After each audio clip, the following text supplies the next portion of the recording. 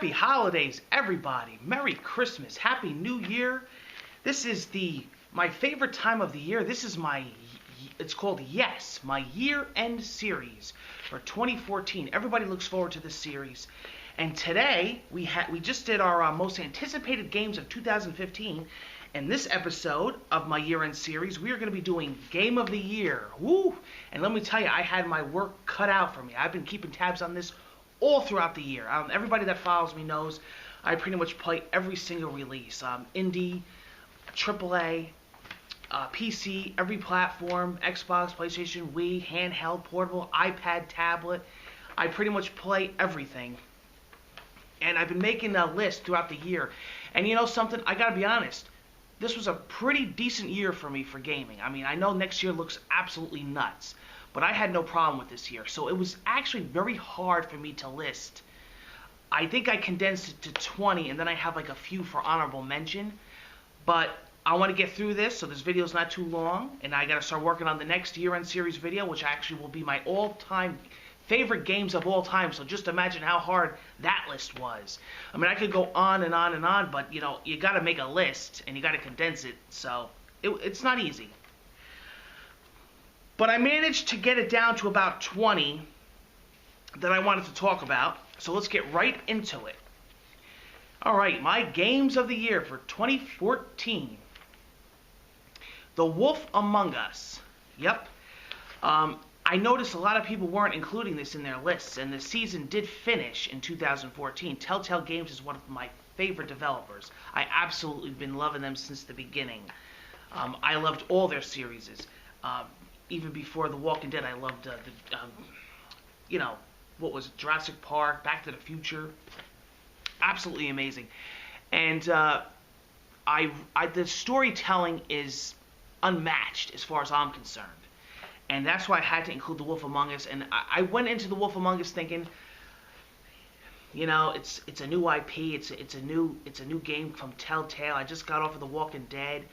I'm gonna get it because it's them, but who knows if I'm gonna like it. Even as crazy as it sounds, the first episode had me hooked. I was like, dude, this is interesting. This is really going places. I absolutely loved that series. And then, of course, we have right after it The Walking Dead Season 2. How could you not? Yeah, a lot of people are saying it's nowhere near as good as the first season. That may be true. The first season was a classic. But definitely did not mean that Season 2 wasn't amazing. I mean, there was some of the episodes of Season 2, my jaw was on the ground. I was like, whoa, no way. I mean, really good stuff. If you bought The Walking Dead Season 1 Telltale Games and you loved it, you owe it to yourself to get Season 2. Why wouldn't you, you know? South Park, The Stick of Truth. Yeah, who would have thought, right? I mean, not that I put it off. I've been watching South Park since the first season. I'm a massive fan. I have the box sets. I have the DVDs. But I was like, who would have thought that this game was this good of a game? And you want to talk about laughing so hard that there were times, like when I was streaming this game, that I had to stop. I mean, I couldn't breathe. That alone made it worth it. One of the most memorable things this year, in my opinion. These aren't in any really particular order, but I do have a winner. And I actually condensed it at the end to the top 3. So, those will be in order. But the rest of them really aren't. I just want to talk about them. Dark Souls 2. Yeah, I actually started a series on that. How good that went. I'm in no way a professional Dark Souls player, but I do love the game. But let me tell you, it is pretty tough. And I rant and rage over games, so you know, it got pretty. Some words were said, but at the end of the day, I know it's a quality product, and I absolutely love Dark Souls 2. I'm actually looking forward to it coming out on the PS4 because I didn't get any of the DLC, so I play the DLC from other people, but I haven't bought my own DLC for my game. So it'd be cool on the PS4 to get it all together. But yeah, From Software is an amazing company. So Dark Souls 2 was really good. Definitely pick that up. Or if you don't have it already, you might as well just wait for the PS4 version. Child of Light, what an amazing game. I love that these smaller games are getting such attention because it's well deserved. You're going to see there's indies on this list because, believe me, I think they're just as worthy of being on this list along with the AAA guys because it's about fun. It's about how much time did you spend in the game. That's how I came down to this.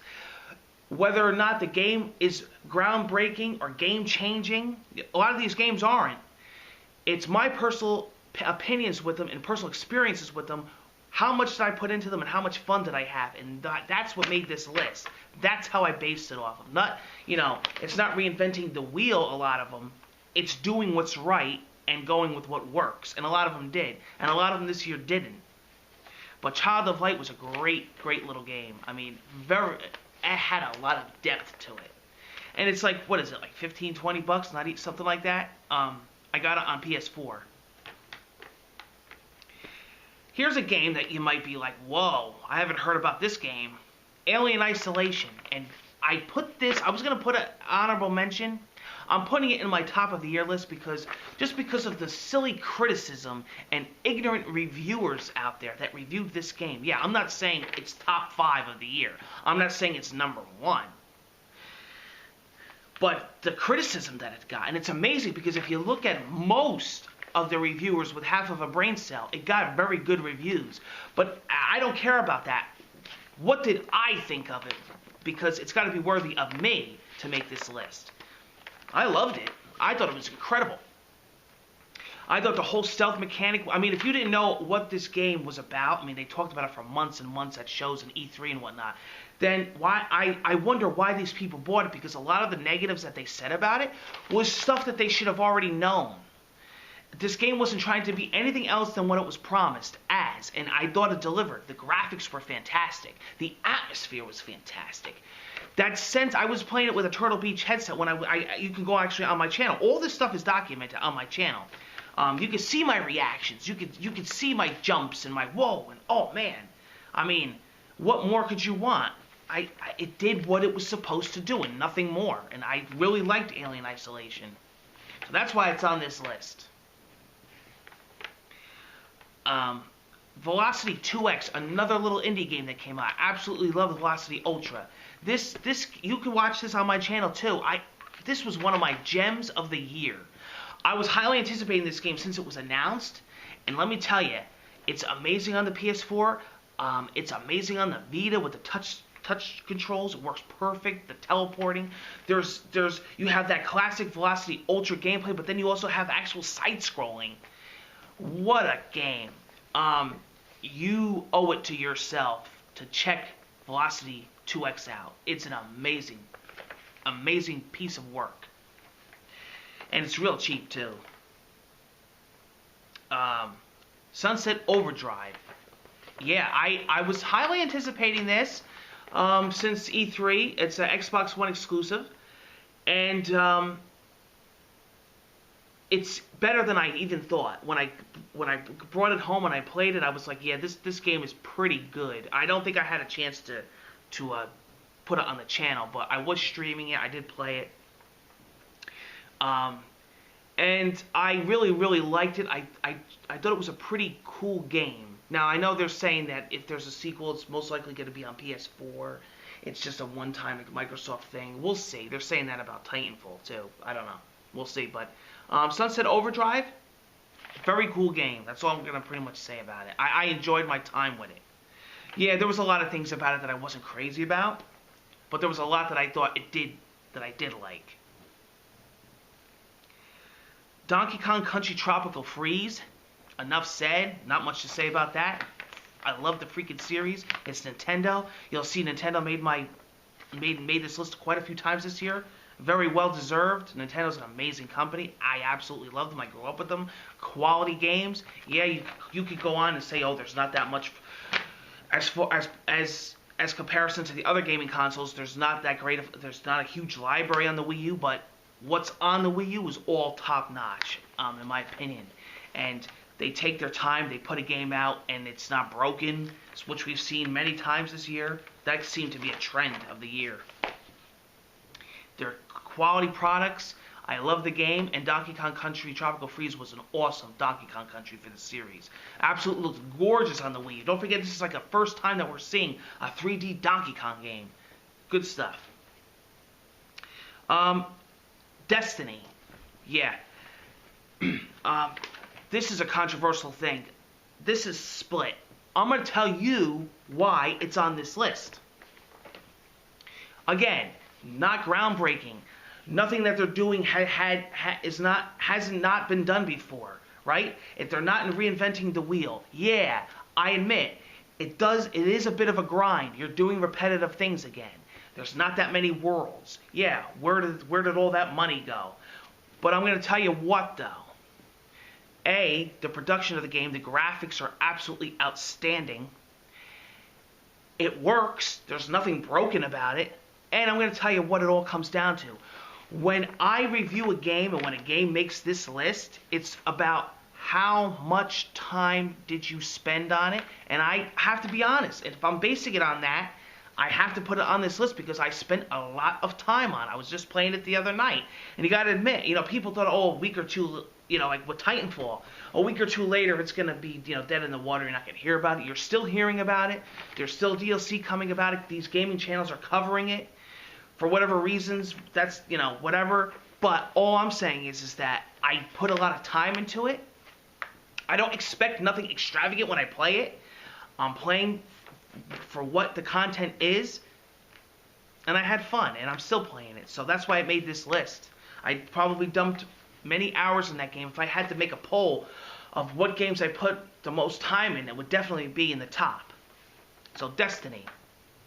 Bayonetta 2, another amazing Nintendo game. Well, it is now a Nintendo game. It's exclusive to the Wii U. Absolutely chaotic. I actually first tried the demo out on my channel, and then I played the retail. Crazy, crazy game. Definitely an interesting art style. Definitely want to check out Bayonetta 2 on the Wii U. It's a definite must.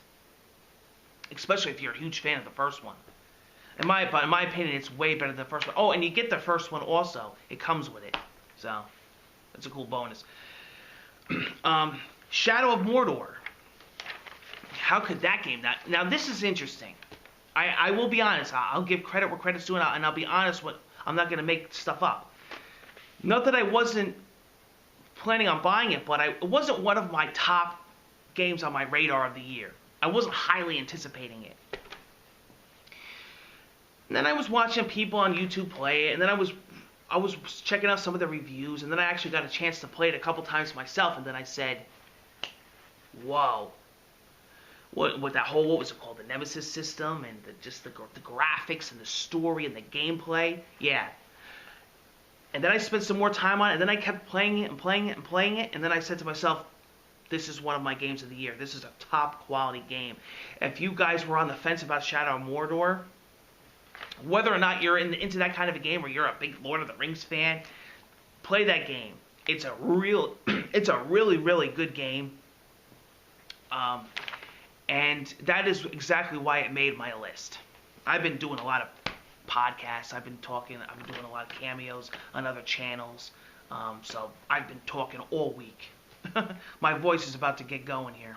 And plus, I've been recording all these year-end specials. I got my Christmas Spectacular. I've been non-stop doing videos for the channel and for other people too. So, whew. I'm getting ready for a nice Christmas break, that's for sure. Call of Duty Advanced Warfare. Another game that's on this list for the same facts as Destiny. I put a lot of time into it. And yeah, you know what? I had fun with it. I had fun with the multiplayer. I used it for my Thanksgiving Day special. I used it for the subscriber appreciation specials. I'm using it for my Christmas Spectacular Madness specials. It's Call of Duty.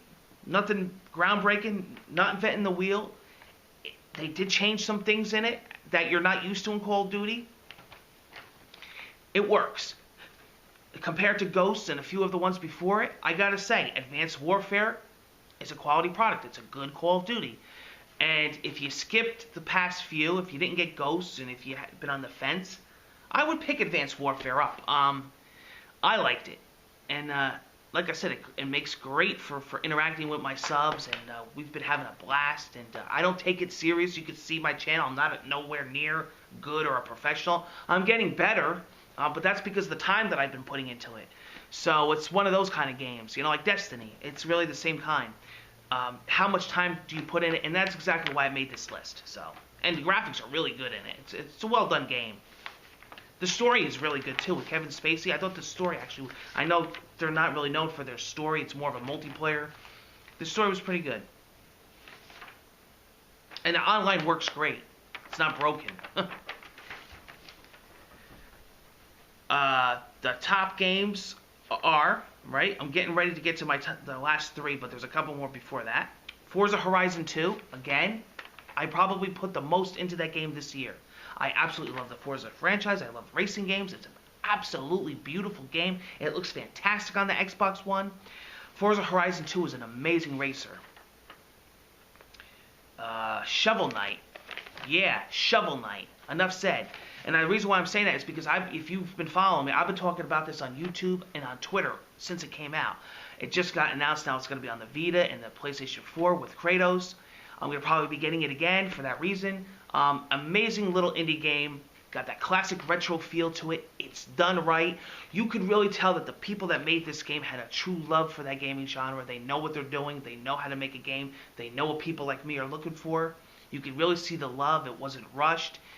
And it had that feel to it like, you thought you were back in like the Super Nintendo Genesis age. That's what it felt like.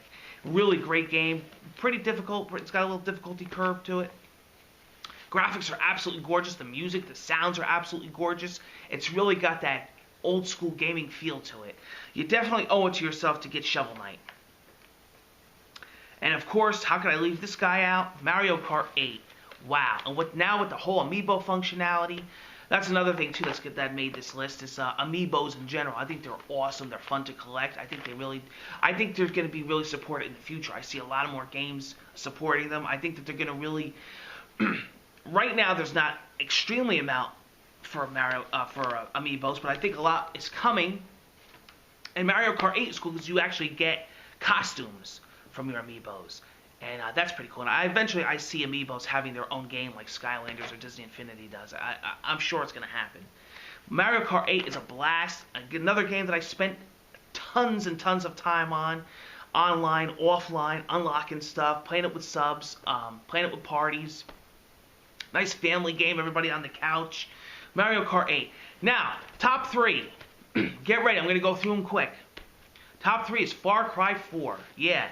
All this criticism, oh my god, it's again, it's not groundbreaking. There's nothing new here. It's pretty much a reskin of Far Cry 3. They took everything that, if it ain't broke, don't fix it. Like, how could you say that comparing this game to Far Cry 3 is bad? I would love to have a game that compared to Far Cry 3, and it's Far Cry. It's Far Cry 4. No, the villain wasn't that great. We hardly saw him. They're like little nitpicking. Again, it's a game that I spent a lot of time on. There's bang for your buck. If you're going to spend $60 on a game, this is one of them, and that's why I made my top 3, because you're getting bang for your buck. There's a lot to do here. There's a lot of content. There's a lot of side content. And you definitely will be spending a lot of hours on it. And when it all comes down to it, Mario is running around, my Jack Russell. When it all comes down to it, it's all about how much use do you get out of your $60. That's my number one fact. My number one thing that I look for in making these lists, and that's Far Cry 4. And I'm still nowhere near done with it. Again, another one. My top 3. Number 2, Dragon Age Inquisition. What an amazing game. Now you want to talk about bang for your buck. Let me tell you, that game was like, over 100 hours or something long? The customization, the side contact, the story dialogue, the things that they say, the banter, the graphics, the enemies, the weapons, the skill, the leveling up. Wow. And I got to be honest with you, I loved Origins. I wasn't too big into 2. I really didn't play a lot of 2. For some reason, 2 didn't click with me, but that's my personal opinion. I liked the game. It was good, but it wasn't like, And just because I played the past ones, I said, I'm going to pick up the new one, Inquisition. Well, enough said. It's number 2 on my list of the whole year. Amazing game. And number 1, drum roll. You probably know what it is because I haven't mentioned it yet. Super Smash Brothers. I knew it when it was announced it would be.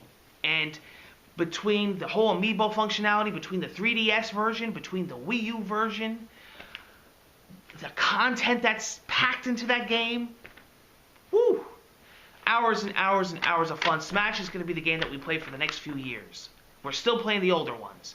So, definitely got the bang for your buck factor. I absolutely love, if my camera's shaking, it's because Mario is playing with the tripod.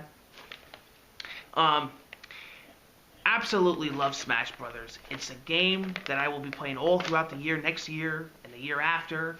And I can't wait to see what they bring to Smash, what added content they're going to have, the amiibos that are coming out in the future, what they're going to add to the game.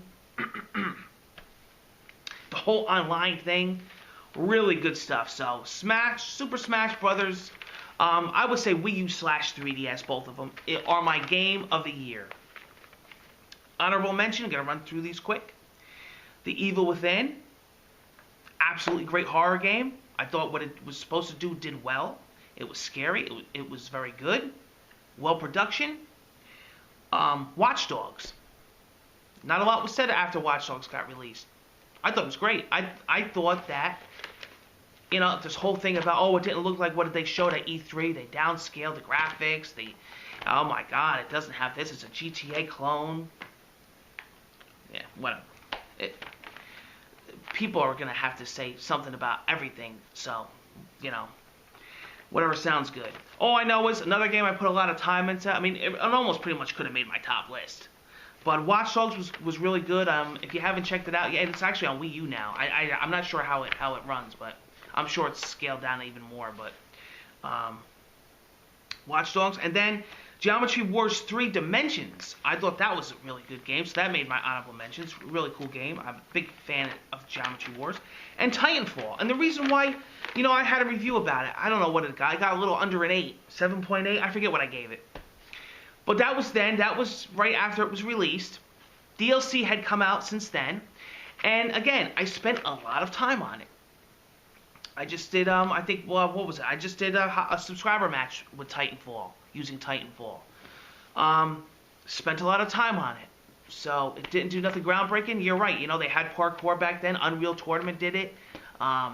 Mech Warrior, whatever you want to say, it's not an original game. It's copies off of so much, but it works. And it all comes down to, did you have fun with it? And I did put a lot of time into Titanfall. And since even I did my review, I've liked it a little bit more. Just because I spent time with it. And I said to myself, you know what? This isn't really supposed to be doing anything groundbreaking. It's not supposed to.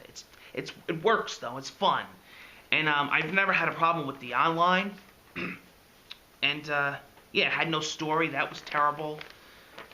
It was online only, but, that's why it's an honorable mention.